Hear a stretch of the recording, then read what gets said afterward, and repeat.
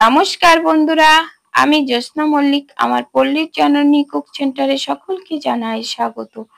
আজকে দেখো একটা নতুন ভিডিও নিয়ে এলাম। এটা দেখো কি মিষ্টি কুমড়ো। এই মিষ্টি কুমড়োটা আমি আজকে ভর্তা করব। সকালবেলায় কি করব তাই ভাবলাম মিষ্টি কুমড়ো ভর্তা করে নিই। তাই বন্ধুদের সাথে একটু শেয়ার করছি। মিষ্টি কুমড়োর কিছু গুণাবলীও বলবো সাথে। তাই ভিডিওটা প্রথম থেকে শেষ পর্যন্ত দেখার অনুরোধ রইল। স্কিপ করলে কিন্তু মূল্যবান কথাগুলো বাদ পড়ে যাবে। তাই প্রথম থেকে শেষ পর্যন্ত দেখার অনুরোধ রইল। তাই দেরি না করে মূল রেসিপিতে যাওয়া যাক। এই যে দেখো মিষ্টি কুমড়ো নিয়েছি। মিষ্টি কুমড়োটা আমি ভালো করে ধুয়ে পরিষ্কার করে নিয়েছি আর ছেলে নিয়েছি। এবার এই মিষ্টি কুমড়োটা আমি ডাইরেক্ট ভাতের ভিতরে দিয়ে কিন্তু সেদ্ধ করব। এই যে দেখো জলের ভিতরে দিয়ে দিচ্ছি, রাইস কুকারের এর ভিতরে। আর এর ভিতরে দিয়ে আমি সেদ্ধ করে নেব। তোমরা চাইলে এখানে কিন্তু জলের ভিতরে দিয়েও কিন্তু সেদ্ধ করে নিতে পারো।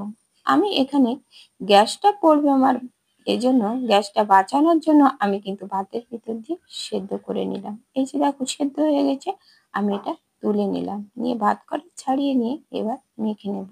ভাতগুলো কুমড়ো থেকে ছাড়িয়ে নিয়ে কিছু পেঁয়াজ কেটে নিয়েছি। এই যে দেখো নিয়েছি দেখো মটরশুঁটি। এবার এগুলো একটু আমি ভেজে নেব। তাই চলে এলাম গ্যাসের কাছে। কড়াইটা একটু গরম করে আমি এর ভিতরে দিয়ে দেব সরিষার তেল। এই যে দেখো একটু সরিষার তেল দিলাম। যে কোনো ভর্তা কিন্তু সরিষার তেল দিয়ে খুব ভালো লাগে। আমার কিন্তু ভর্তা খুব ভালো লাগে। এই যে শুকনো লঙ্কা দিলাম, 3টে শুকনো লঙ্কা আমি ভেজে নিচ্ছি। একটু লাল লাল করে ভেজে নিয়ে আমি এর ভিতরে দিয়ে দিলাম গোটা জিরে।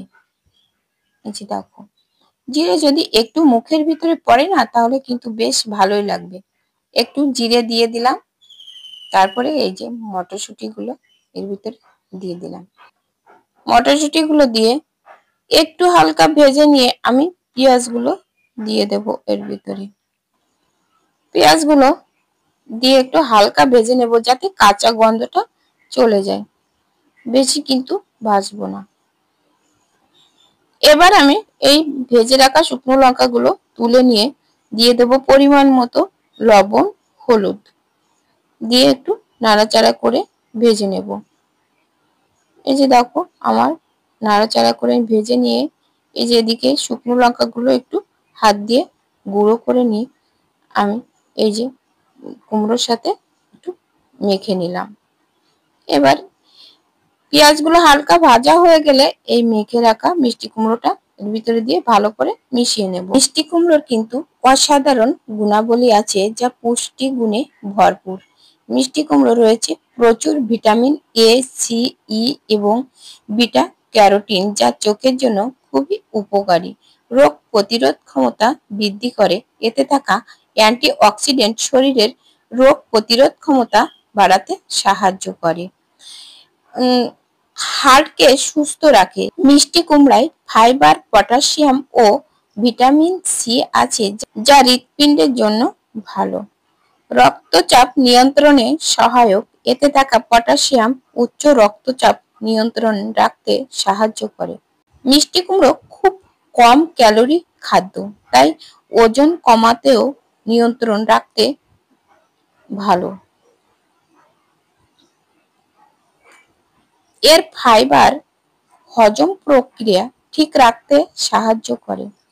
বিটা ক্যারোটিন ত্বক উজ্জ্বল রাখতে ও চুল পড়া কমাতে সাহায্য করে।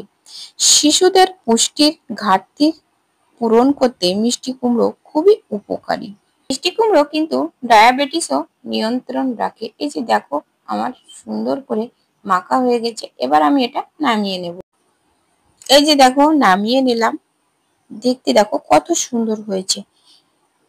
এটা যে কোনো রুটি, পরাটা, গরম ভাতের সাথে খাওয়া যাবে।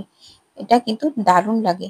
এভাবে একদিন হলেও মিষ্টি কুমড়ো ভর্তা তৈরি করে নিতে পারো। তোমরা এই মিষ্টি কুমড়ো ভর্তা কে কে পছন্দ করো একটু কমেন্ট করে জানিও। আমার কিন্তু দারুণ লাগে। আমি মাঝে মাঝে কিন্তু মিষ্টি কুমড়ো ভর্তা করে এইভাবে খেয়ে থাকি। আর নতুন বন্ধুরা আমার চ্যানেলটাকে সাবস্ক্রাইব করে পাশে থাকা বেল আইকনটিতে ক্লিক করে দিও, তাহলে পরবর্তী ভিডিও আপলোড হলে নোটিফিকেশন অতি সহজে পৌঁছে যাবে। আর এতক্ষণের সাথে থাকার জন্য অনেক অনেক ভালোবাসা, অনেক অনেক ধন্যবাদ। লাইক দিতে ভুলে গেলে একটা লাইক করে দিও। আজ এ পর্যন্ত, দেখা হবে অন্য কোনো রেসিপি, অন্য কোনো হারিয়ে যাওয়া রান্না নিয়ে তোমাদের সাথে হাজির হবো। ততক্ষণে ভালো থেকো, সুস্থ থেকো। নমস্কার বন্ধুরা।